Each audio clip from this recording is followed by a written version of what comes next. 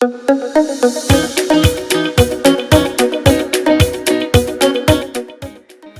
Bridge Builder is one of our most popular workshops within primary, and it's also quite popular for secondary as well. This is just one of the activities that we have in our Bridge Builder workshop. And it's kind of a bit of a teamwork challenge as well. So the kids are given a bag like this and are told to use the contents to build a bridge. And usually we don't give them much more explanation than that. So they open up the bag and they have a little wooden board and a whole load of small pieces. Now, before we do this, we'll have talked about the types of bridges that you might see in the world. We might have talked about suspension bridges or keystone bridges. What sort of bridges have you seen? Where have you seen bridges? That sort of thing. And so they have some knowledge of the different types of bridges that might be around before they have a go at this.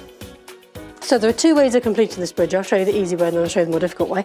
And the first one is to use these little pieces of wood attached to the board as anchors for it. And as I say, it's a teamwork challenge, so I'm going to try my best to do it one hand, just by myself. Let's see how well it goes.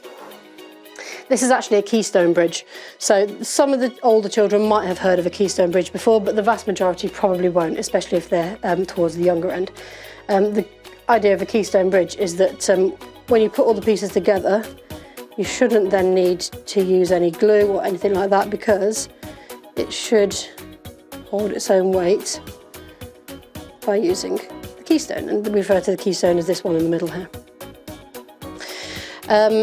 So there we go. There's the easy one. There's the keystone bridge, and generally the children will take, depending on their age, 5, maybe 10 minutes to put that together. Inevitably, it will fall down a good number of times before they manage to do it.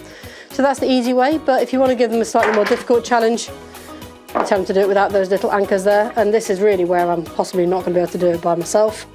The idea is that they can put it together and try and hold it in place, and I'm not doing a very good job here at all.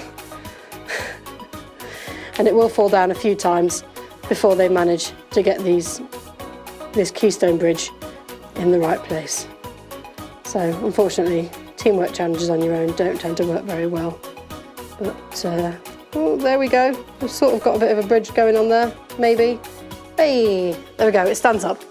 So that's just one of the activities in our bridge building workshop. We have a few others as well, where the children are given paper and tape to build a bridge between two tables that withstands the weight of a toy car. And we've got other challenges as well that we can throw in depending on the age and the ability of the students involved.